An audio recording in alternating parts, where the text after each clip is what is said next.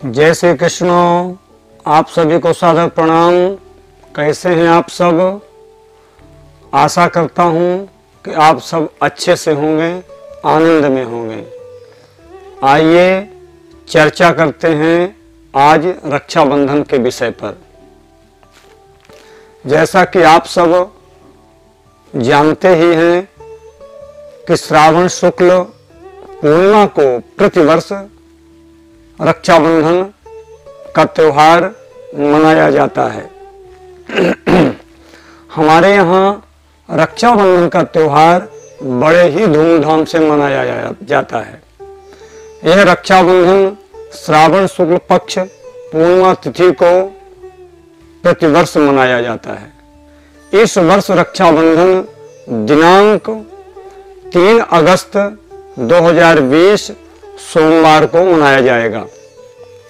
इस दिन भद्रा प्रातः 8:29 तक है, अतः 8:29 के बाद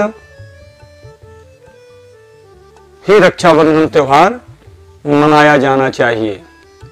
भद्रा में 2 काम विशेष करके निषेध हैं। पहला श्रावणी और दूसरा फाल्गुनी। लिखा है कि भद्रायाम द्वैन कर्तव्ये श्रावणी फाल्गुनी तथा। भद्रा में फाल्गुनी करने से प्रजा को क्षति होती है और रक्षाबंधन यानी श्रावणी करने से राजा का अहित होता है। इसीलिए भद्रा में ये 2 कार्य विशेष करके निषेध है ना, मना है, इन्हें नहीं करना चाहिए। रक्षाबंधन के दिन प्रातः अपने नित्य कर्म से निवृत्त होकर किसी सुंदर वस्त्र रेशम से रक्षा बनाना चाहिए। इस पर पीला सरसों केसर, ध्यान से सुन लीजिएगा कि रक्षा कैसे बनाना है। इस पर पीला सरसों केसर चंदन अक्षत दूर्वा रखकर किसी रंगीन सूत के धागे से बांध करके अपने पूजा स्थल पर कलश स्थापन कर उस पर बनाए हुए रक्षा सूत्र को, राखी को रखकर उसकी पूजा करके फिर उसे बांधना चाहिए। ऐसे नहीं कि बाजार से खरीदे और ले जाकर के बांध दिए। रक्षा सूत्र बनाने का भी विधान है। रक्षा सूत्र बनाने के बाद उसका यथाविधि पूजा करने के बाद राजा को, मंत्री को व अपने शिष्ट व्यक्तियों के हाथ में बांधना चाहिए। भाई के कलाई पर बहन भी रक्षा बांधती है। आचार्य अपने यजमान के कलाई पर रक्षा सूत्र बांधते हैं और बांध करके उनके उज्जवल जीवन की मंगल कामना के लिए ईश्वर से प्रार्थना करते हैं। और बहन भाई के हाथ पर रक्षा बांध करके अपने भाई के लंबी आयु की प्रार्थना करती है, उसके रक्षा की कामना करती है और भाई जो है तो अपने बहन की रक्षा का वचन देता है। लेकिन आज के भाई रक्षा के बजाय बहन से ईर्ष्या द्वेष रखते हैं, बहन को देखना नहीं चाहते। ये रक्षाबंधन एक खाना पूर्ति मात्र रह गया है। वर्तमान का रक्षाबंधन दिखावा मात्र रह गया है। इससे ठीक तो यही सही है, इससे दूर रहकर ही एक दूसरे के लिए मंगल कामना करते रहना चाहिए। आप जानते हैं कि रावण राक्षस था। राक्षस होते हुए भी अपनी बहन शूर्पणखा के नाक कान काटे जाने पर उसके अपमान का बदला लेने के लिए अपना सर्वस्व, राज, प्रजा, मंत्री, पुत्र, पौत्र, भाई, यहां तक कि अपना स्वयं का जीवन समाप्त कर दिया केवल अपने बहन के लिए।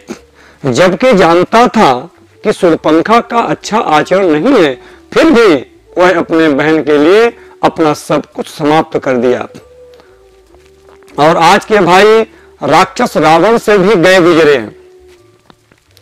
कहने के लिए तो अपने आप को मनुष्य कहते हैं, लेकिन मनुष्य के एक भी गुण उनमें दिखाई नहीं देते। मनुष्य का एक भी गुण वह धारण नहीं करते। सभी भाइयों से निवेदन है कि इस रक्षाबंधन की पवित्रता और उसके महत्व को बनाए रखें और अपने बहन से प्रेम करें, उसकी रक्षा का वचन दें। शास्त्रों में इस रक्षाबंधन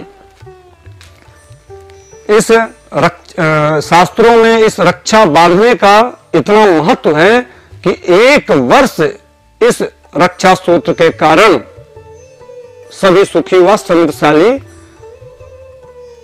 रहते हैं। पुराणों में कथा आती है कि देवताओं और दानवों में 12 वर्ष तक भीषण युद्ध चला, लेकिन देवताओं को विजय श्री नहीं मिली। देवगुरु बृहस्पति के आदेश से युद्ध को रोक दिया गया। तब इंद्राणी ने कहा कि मैं अपने पति इंद्र को रक्षा सूत्र बांधूंगी, जिससे उन्हें विजय मिलेगी। और इसी श्रावण शुक्ल पूर्णिमा को इंद्राणी ने अपने पति इंद्र के हाथ पर रक्षा सूत्र बांधती है, राखी बांधती है, जिसके कारण देवताओं को दैत्यों पर विजय श्री मिलती है और उनका राज्य उन्हें प्राप्त हो जाता है।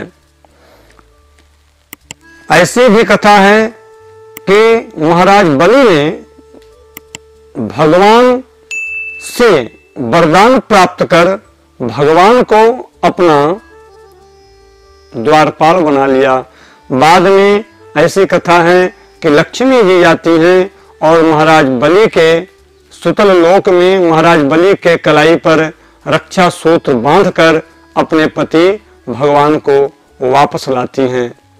ऐसी भी एक कथा है।